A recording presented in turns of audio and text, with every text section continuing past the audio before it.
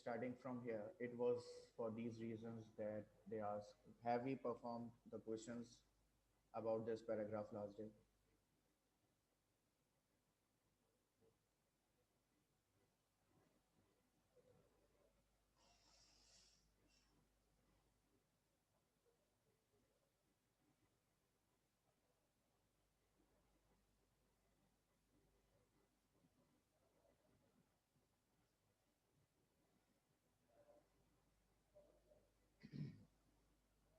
हाँ बेटा, मुझे प्लीज़ माइक पे कंफर्म कीजिए कि ये पैराग्राफ कंप्लीट हो गया हमारा।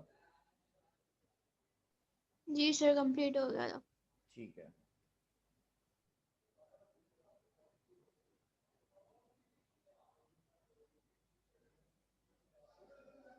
All right, so we will start from this paragraph. All right, this intensity of purpose से लेकर we are still free. Okay, I'm giving you 5 minutes to read sir this आपकी आवाज़ बहुत हल्की आ रही है। ये जो पैराग्राफ बेटा आपके सामने दिया गया है ना, आप इसको रीड करें। I am giving you 5 minutes, okay, and then I will ask you questions from this paragraph, okay. Instructions clear है मेरी?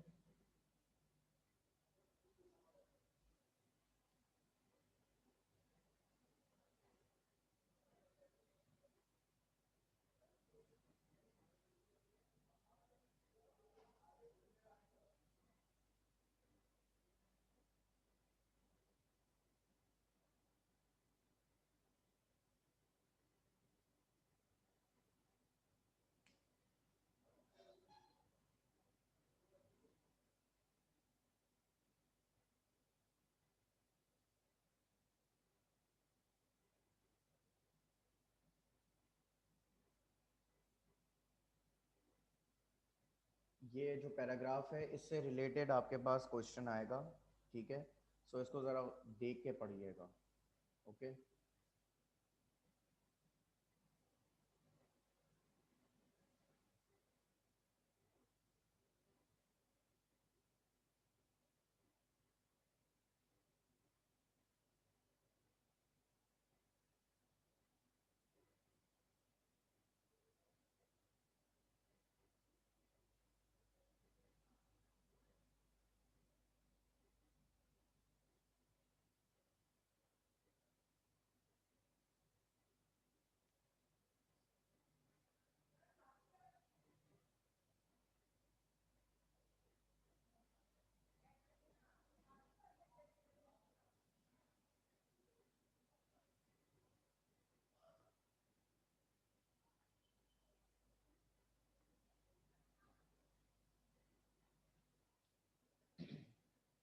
अच्छा, मेरा क्वेश्चन ज़रा देख लें आप लोग। मैं क्वेश्चन बता रहा हूँ और फिर उसका आंसर आप लोग मुझे बता रहे हैं, ठीक है? What were the problems faced by the new state of Asia? यानी न्यू स्टेट ऑफ एशिया का मतलब पाकिस्तान। पाकिस्तान को अपने इनिशियल स्टेजेस के अंदर कौन कौन से प्रॉब्लम्स को फेस करना पड़ा? ये थोड़ा डिटेल आंसर होगा, ऑलराइट। सो इसको थोड़ा सा डिटेल करके बताओगे आप लोग। एग्जैक्ट वर्डिंग नहीं होगी, आपने अपने पास से वर्ड यूज करके बताना होगा।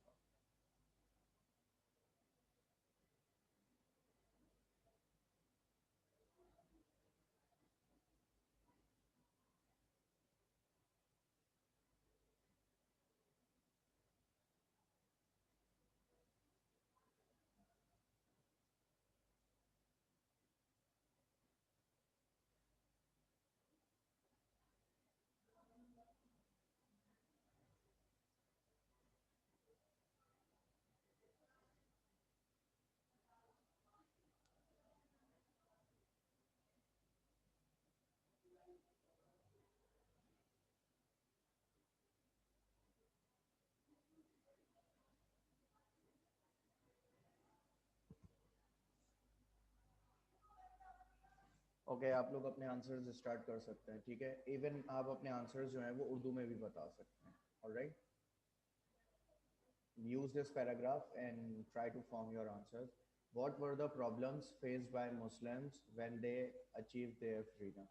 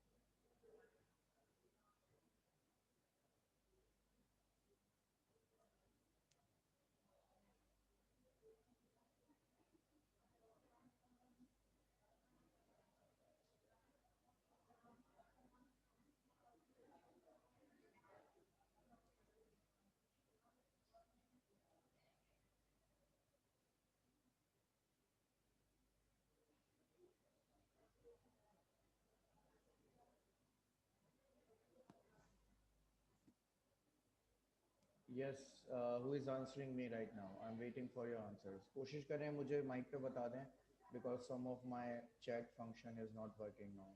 Okay, so please give me your answers on mic.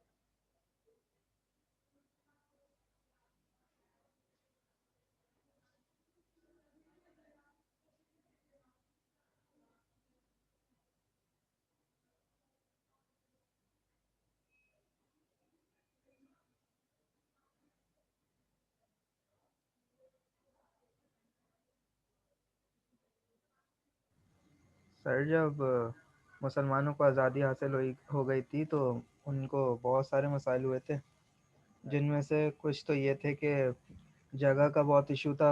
मतलब इतनी सारी आबादी को एक साथ लेके चलना, उसके बाद उनके खाने पीने का देखना और फिर उनको संभालना।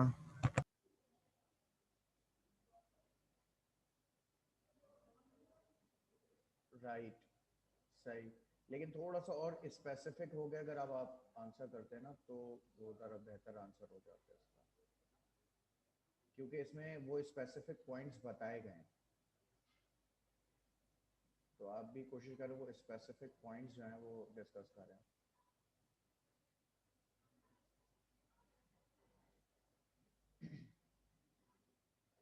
अच्छा, एक आंसर आया, मैं आप लोगों से शेयर करता हूँ. ठीक है, मैं पढ़ रहा हूँ, आप लोग उसमें कोई ऐड करना चाहें तो ज़रूर ऐड करिएगा. ठीक है. 80 मिलियन पीपल सेटअप करने के लिए विद इन 2 मंथ्स, और उनको उनके पास फ्लैग और कैपिटल वगैरह भी नहीं था, मिलिट्री इक्विपमेंट भी नहीं थे, no military, no engineers and no traders, but after 3 years now we are stronger than before. ये एमन ने आंसर किया है इसका. बेसिक पहले तो हम ये बात करेंगे कि प्रॉब्लम्स क्या क्या थी, एक एक पॉइंट करके बात करते हैं तो मेरे ख्याल से ज़्यादा इजी रहेगा. ठीक है. देखें, जब ये पूरी दुनिया का कानून है, इंटरनेशनल कानून है, कि जब कोई मुल्क दूसरे मुल्क से अलग होता है और वो उसी के अंदर रह रहा हो एक ही साथ कंबाइन होकर, तो उसके जो प्रॉपर्टी है, पहले बात ज़मीन, उसका डिवीज़न प्रॉपरली किया जाएगा. इसके अलावा जो वो कंट्री है, वो उनको एक अमाउंट पे करेगा, जिस अमाउंट के ज़रिए वो अपना सेटअप बनाएंगे. ऑब्वियसली इंडस्ट्री अपना रेवेन्यू जनरेट करने के लिए, जिससे वो मुल्क अपने स्टेबिलिटी की तरफ चला जाए. तो जिस मुल्क से अलग हो रहे होते हैं वो उन्हें कुछ पे करता है. ठीक है. तो यहाँ इस हवाले से भी कुछ बात हुई भी है, इसको भी आप लोग हाईलाइट करें थोड़ा सा. मैं चाह रहा हूँ कि प्रॉब्लम्स जो है ना, उन्हें आप नाम लेके डिस्कस करें. This is my point. Okay. Kirat is saying, being a backward people, we had no industry, no engineers, and particularly no traders. Within a few months of independence, 7 million homeless refugees. Yes.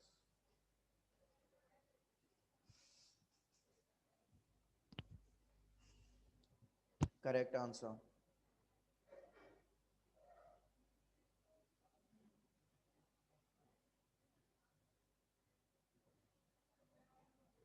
अच्छा, जो चीज़ promise की गई थी, यानी कि जो contracted चीज़ें थी कि डिवीज़न के बाद पाकिस्तान को दी जाएंगी, क्या वो उनको दे दी गई थी?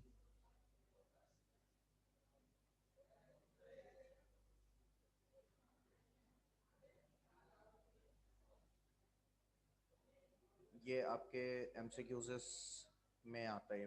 वैसे तो ये डिटेल आंसर नहीं है, ये उसमें आता है. लेकिन जो पहले वाला मैंने पूछा है, वो प्रॉब्लम्स जो पाकिस्तान ने फेस की थी, वो प्रॉब्लम्स क्या क्या थी. ठीक है, तो उसमें आप देखें, आप तीन चार चीज़ें पॉइंट आउट कर लें और उसी को अगर आप एक्सप्लेन कर देंगे ना अपने आंसर में, आपका आंसर कंप्लीट हो जाएगा.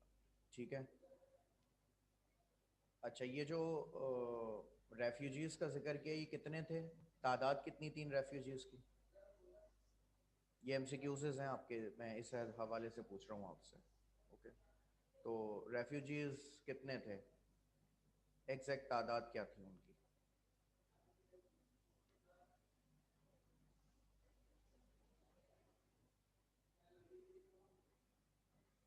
7 मिलियन.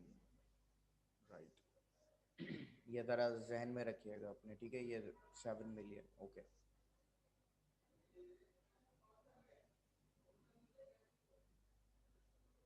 जब पाकिस्तान और इंडिया अलग हुए थे तो क्या उस वक्त पाकिस्तान के पास आर्मी थी, और अगर थी तो कितने आर्मी पर्सनल्स थे, यानी आर्मी की तादाद क्या थी उस वक्त?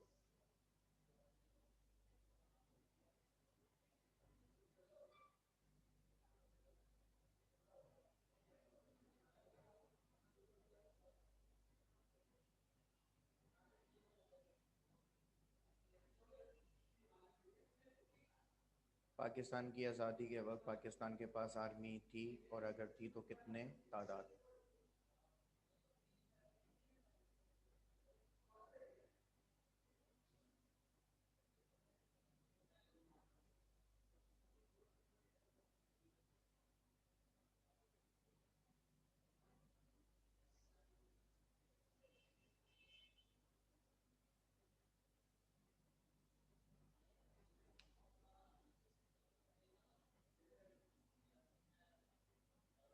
When Pakistan was separated from India, it does not have a proper army.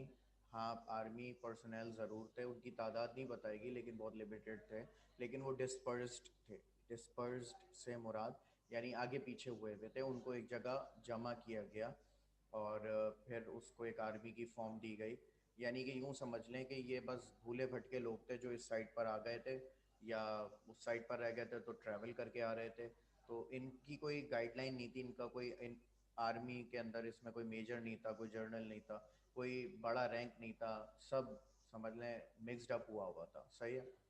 At that time कायदे आज़म ने उस वक्त के इंडिया के अंदर एक इनके बहुत ही करीबी फ्रेंड थे जो कि एक आर्मी के बहुत ही हाई प्रोफाइल पर्सन थे, अंग्रेज़ थे बेसिकली।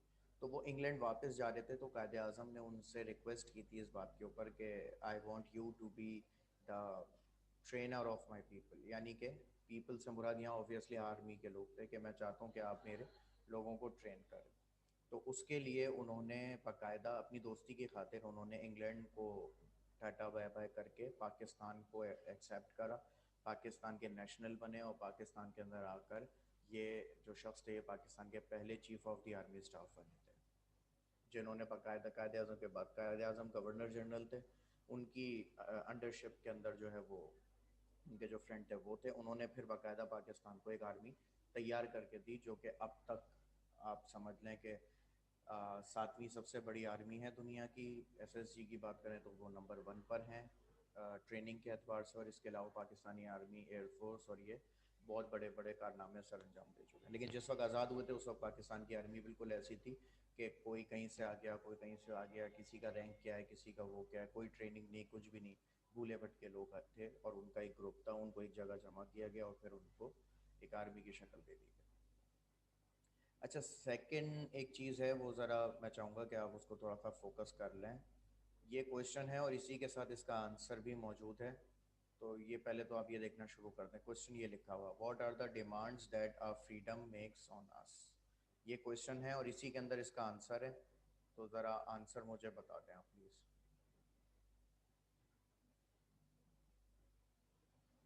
क्वेश्चन बिल्कुल आपके सामने लिखा हुआ है और उसी में उसका जवाब भी है।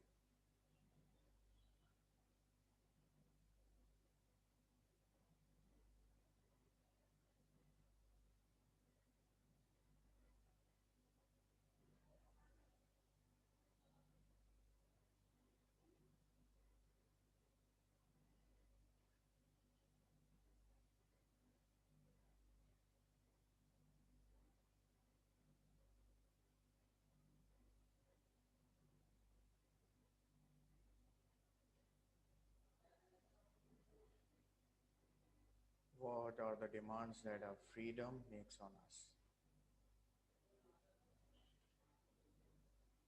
यानी फ्रीडम तो हमें मिल चुकी है, अब उसके बाद की जो हमारी जिम्मेदारी है वो क्या है? You can also give me your own personal answers, okay? But you should use this paragraph.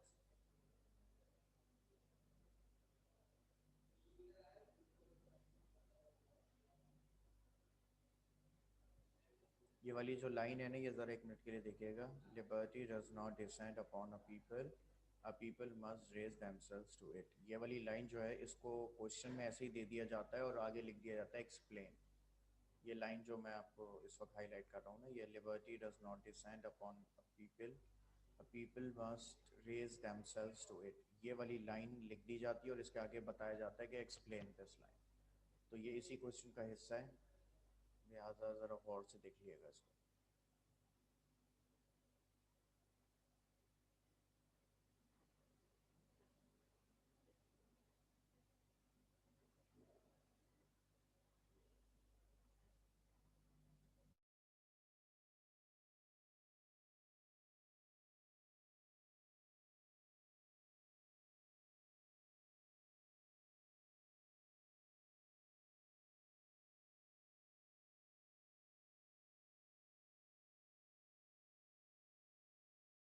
Sir इसका आंसर इसके अंदर से हम ले सकते हैं ना?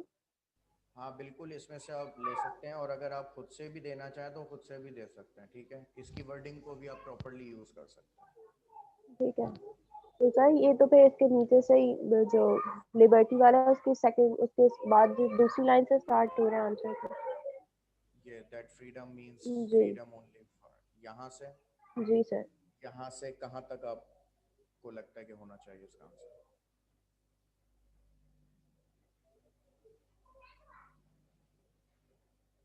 सर ये डबल पेस और उसके बाद बेंडिंग ऑल के आगे तो नजर नहीं आ रहा। ओके, मैं इसको ओके अब देखें इसको, बाकी दूसरों को भी क्लियर नज़र आ रहा है, कोई प्रॉब्लम तो नहीं हो रही है?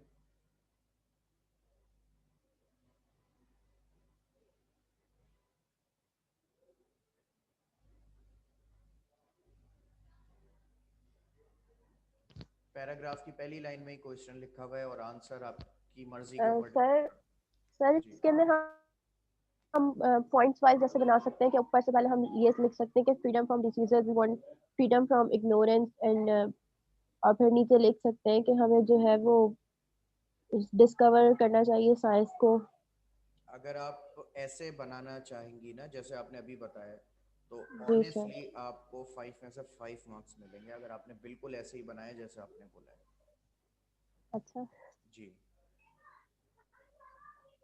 तो मुझे तो यही समझ आया कि ऐसे बनाना चाहिए। हाँ, ऐसे ही बनाना है और अगर आप बना के मुझे दिखा दें तो ज़्यादा एक अच्छा हो जाएगा, ठीक है। सर मैं लिख के फिर आपको सेंड कर दूंगी व्हाट्सएप। ठीक है। अच्छा, अहमद ने आंसर शेयर किया, मैं आप लोगों से शेयर कर रहा हूँ, आप लोग इसमें चाहें तो पॉइंट ऐड कर सकते हैं अपने पास, सही है। अच्छा, freedom means only from foreign domination is an outworn idea. It is not merely government that is free from disguise, free from ignorance. इसमें एक या दो पॉइंट तो ऐड हो गए लेकिन ये आंसर नहीं कंसीडर किया जाएगा, ये तो पैराग्राफ की लाइंस हैं। अहमद, आपको थोड़ा बहुत ना अपने पास से इसको आंसर को रीफ्रेस करना पड़ेगा, अपने पास से थोड़ा सा डिज़ाइन करना पड़ेगा इसको।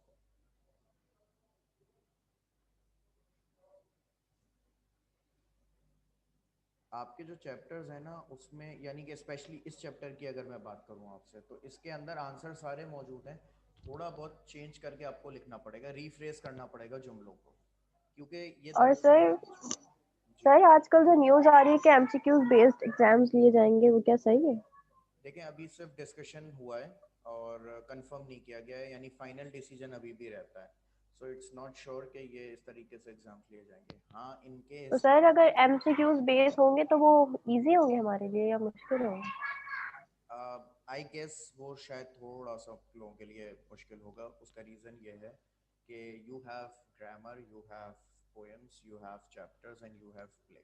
तो इन सब को अगर एमसीक्यूज में डिवाइड कर दिया जाएगा तो इसका मकसद ये है आपने ए टू जेड सब कुछ पढ़ना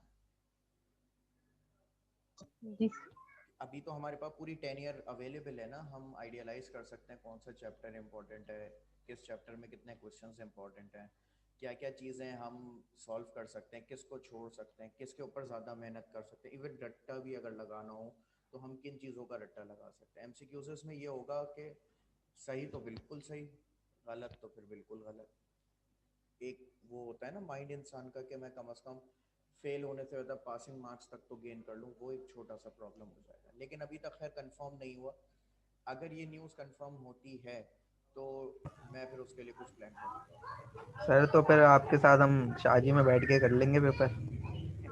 काश ऐसा हो सकता,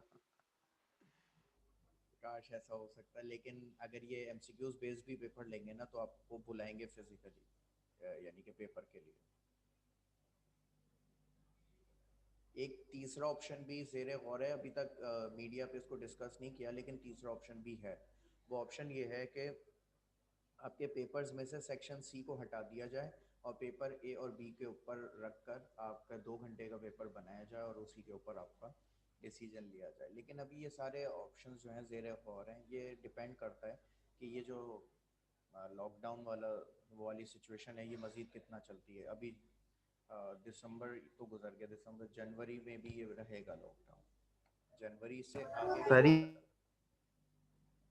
आवाज़ नहीं आ केसेस रही तो आपकी। बढ़ते हाँ, केसेस बढ़े जा रहे हैं तो सर केसेस केसेस बढ़ते जा रहे हैं, तो मुझे तो लग रहा है बढ़ जाएगा ये आगे। हाँ एग्जैक्टली ये जनवरी में भी लॉकडाउन बढ़ा है, अभी जनवरी में लॉकडाउन रहेगा। इफ़ इन केस ये आगे मज़ीद बढ़ता है तो फिर शायद आपके पेपर के पैटर्न को चेंज करें या कुछ ना कुछ ऐसा करें। But anyhow they are sure that they are going to take test.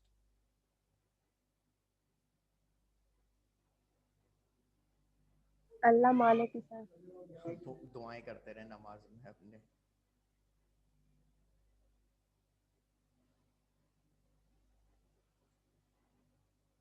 बस सर क्लास आई। नो अभी मैं वेट कर रहा हूँ एक दो बच्चों के आंसर का। एंड अच्छा यस। अच्छा दूसरा ये कि मैंने कल आपको आई गेस इन्फॉर्म किया था उसके बारे में, सिलेबस और कंडेंस सिलेबस वगैरह के हवाले से, पेपर के पैटर्न और उसके लिए भी। तो आप जी लोग सर। कोचिंग जो है वो विज़िट कर लें ताकि आप लोगों को वो सारी चीज़ें रिसीव हो जाएं। सही है। सर मंडे को जाएंगे कोचिंग। मंडे को। ऑलराइट, जो बच्चे कोचिंग आए ना वो लाजमी मुझसे वर्कशीट रिसीव कर लिएगा जो उनको नहीं मिली है अभी तक। ठीक है, तो मैं वर्कशीट प्रिंट आउट मैंने आज करवा ली हैं, तो आप लोग वो रिसीव कर लीजिएगा।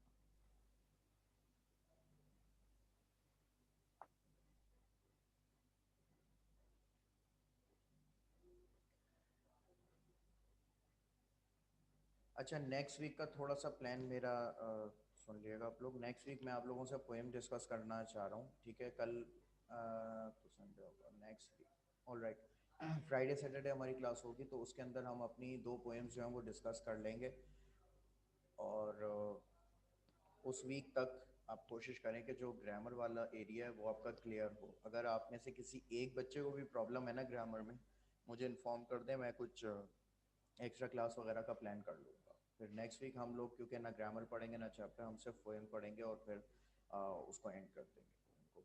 सही है, फिर उसके बाद अगेन नेक्स्ट वीक जो है वो फिर ग्रामर स्टार्ट करेंगे दूसरे टॉपिक से। अभी तक जो टॉपिक चल रहा था उसको एंड करके दूसरे टॉपिक की तरफ बढ़ जाएंगे इंशाल्लाह।